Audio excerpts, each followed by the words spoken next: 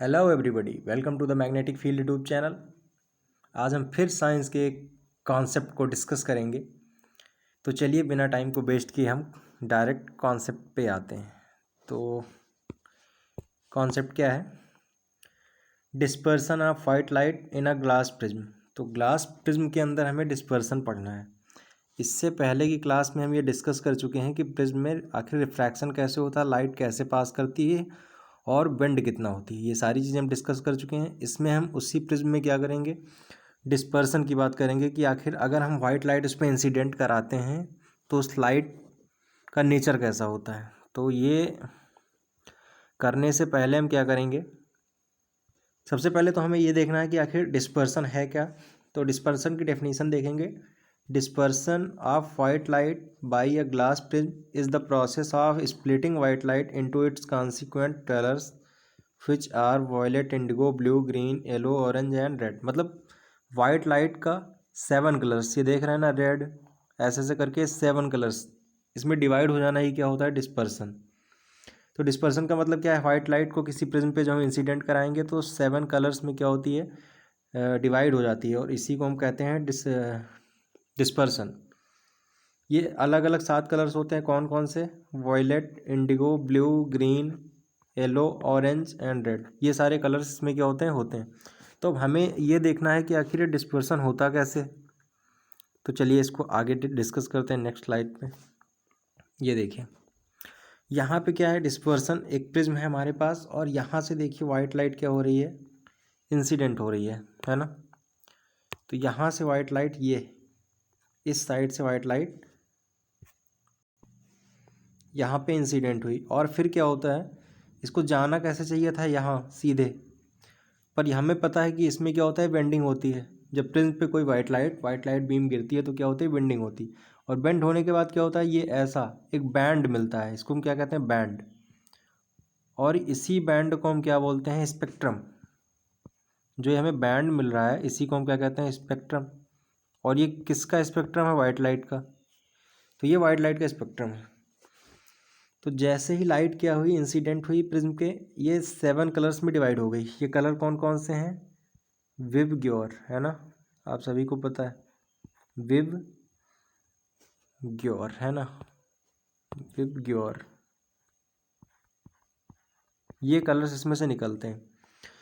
अब ये कैसे हमें पता चलेगा कौन सा कलर नीचे है तो और कौन सा कलर ऊपर है। तो ये हमें पता चलता है किससे, लाइट की वेवलेंथ से।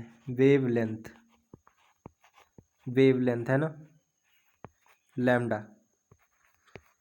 तो लैम्डा सबसे ज़्यादा किसका होता है, लैम्डा अगर मैक्सिमम की बात करें तो लैम्डा मैक्सिमम होता है रेड का, और लैम्डा मिनिमम की अगर बात करें सबसे कम किसका होता है, वेवलेंथ। तो वेवलेंथ सबसे कम होता है वॉयलेट, है ना, वी। तो इसीलिए जिसकी वेवलेंथ सबसे कम होगी सबसे ज़्यादा वही लाइट डेविएट होगी, और जिसकी वेवलेंथ सबसे ज़्यादा होगी वो लाइट सबसे कम डेविएट होगी। डेविएट का मतलब विचलन, वो अपना जो एंगल है, ये एंगल यहाँ, इस एंगल को ही क्या कहते हैं, डेविएशन, हमने पढ़ रखा है। तो सबसे कम डेविएट कौन करती है, रेड। तो रेड लाइट यहाँ से आई और यहाँ निकल गई, तो ये सबसे कम डेविएट हुई। उसके बाद क्या होती है, रेड के बाद हमारा ऑरेंज, वो उससे कम डेविएट, उससे ज़्यादा थोड़ा डेविएट होगा। फिर येलो और डेविएट हुई, ग्रीन और डेविएट हुई, है ना। ऐसे ऐसे करके हमारी जो वॉयलेट है वो सबसे ज़्यादा डेविएट होती है, और इसीलिए वॉयलेट सबसे नीचे हमें स्पेक्ट्रम में दिखती है और सबसे ऊपर आर। ये सारी लाइट ज़रूरी नहीं है हमें एक साथ दिखें, इसमें से कुछ लाइट ही क्या होती हैं हमें जो विजिबल होती हैं। बेसिकली अगर हम रेनबो की बात करें तो वहाँ पे वी और आई, ये दोनों क्या होती हैं, मिसिंग होती हैं। तो ये तो था हमारा स्पेक्ट्रम का फॉर्मेशन।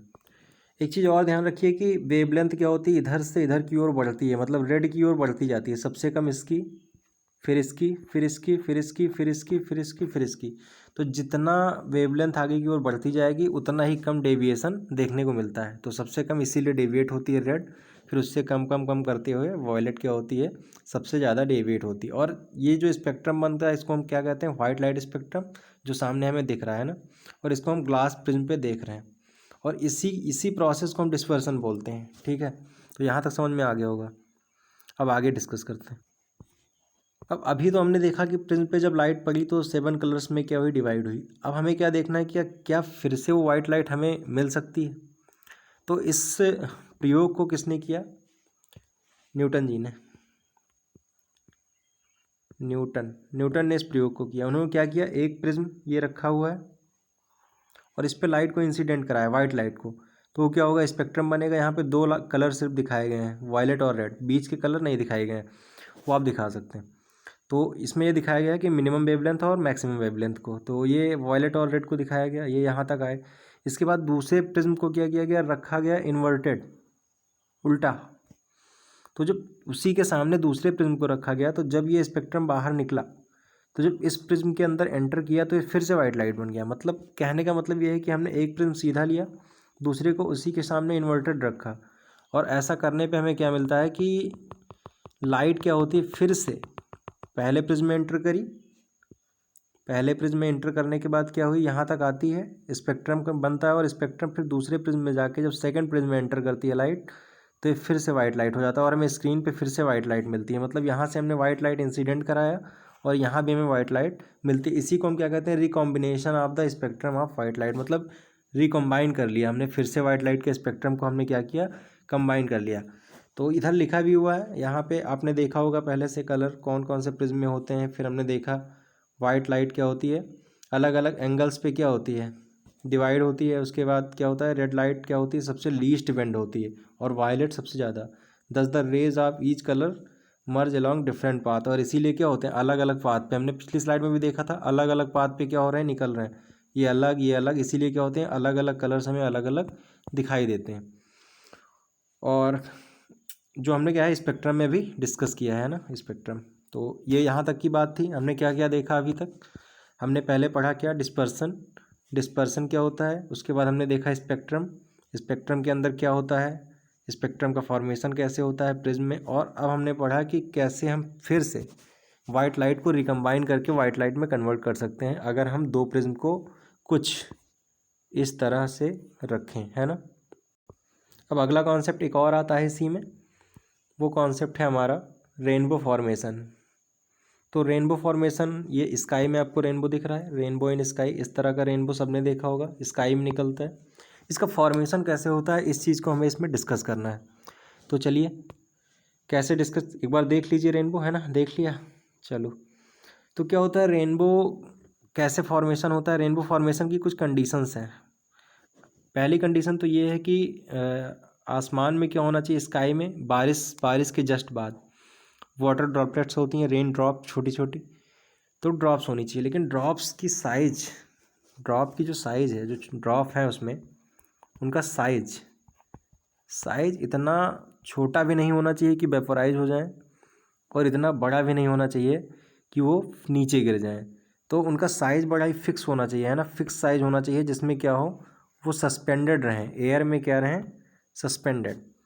तो ऐसे केस में जब एयर में ड्रॉप सस्पेंडेड रहेंगी तो क्या होगा, रेनबो का फॉर्मेशन होगा। कैसे होगा, अब मान लो ये कोई वाटर ड्रॉपलेट है जो हमारी क्या है, सस्पेंडेड है एयर में, तो जब सनलाइट यहाँ से एंटर करेगी इसमें, ठीक है, तो इस पर अगर हम नॉर्मल ड्रा करें, तो ये डेंसर मीडियम में जा रही है, तो क्या होगी, नॉर्मल की तरफ बेंड करेगी, तो यहाँ तक आई।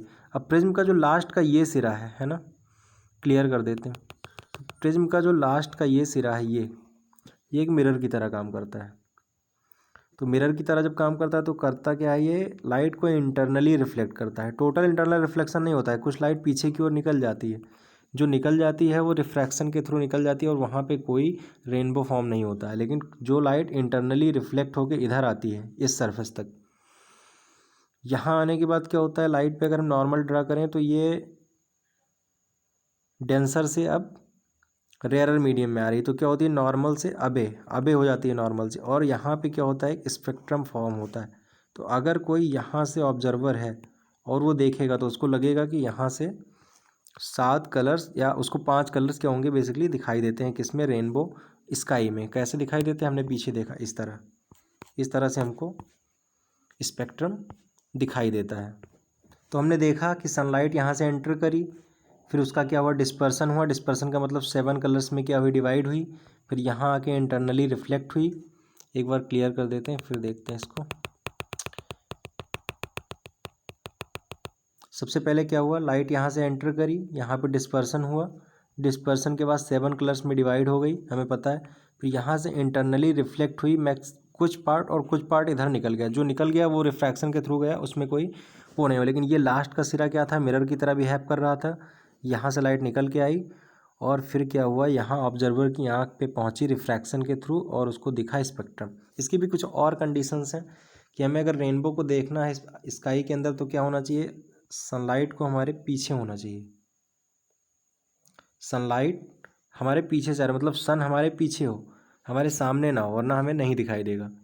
उसके साथ साथ ड्रॉपलेट्स कैसी होनी चाहिए हमने बताया, रेनबो को डिस्कस किया ना कि डायरेक्शन अपोजिट टू द सन।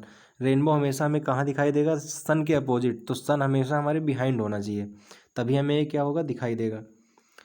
और एक बात हमने की, ये मिरर क्या करता है, इंटरनली रिफ्लेक्ट करता है, ना कि टोटल इंटरनल रिफ्लेक्शन, ये लिखा हुआ है reflected internally and finally reflect again when the comes the rain drop. और यहाँ पे आने के बाद रिफ्लेक्ट करता है और हमें क्या होती है, स्पेक्ट्रम दिखाई देती है ऑब्जर्वर की आँख में। एक और इसकी कंडीशन है कि आप इस रेनबो को देख सकते हैं सनी डे में, है ना, एक अच्छे दिन। कब देख सकते हैं, कैसे, अगर स्काई में क्या हो, वाटरफॉल के आसपास अगर आप कहीं खड़े हैं या वाटर किसी फाउंटेन के पास खड़े हैं और सन आपके पीछे है, मतलब आप किसी वाटर फाउंटेन के पास मान लो खड़े हैं और सन आपके पीछे है यहाँ, तो तब भी आपको क्या होगा, यहाँ से आपको क्या होगा, स्पेक्ट्रम दिखाई दे सकता है। तो ये चीज़ें थी जो हमने डिस्कस करी आज की वीडियो में। तो आज के लिए इतना ही, मिलते हैं नेक्स्ट वीडियो में किसी नेक्स्ट कॉन्सेप्ट के साथ, ठीक है। तो थैंक यू।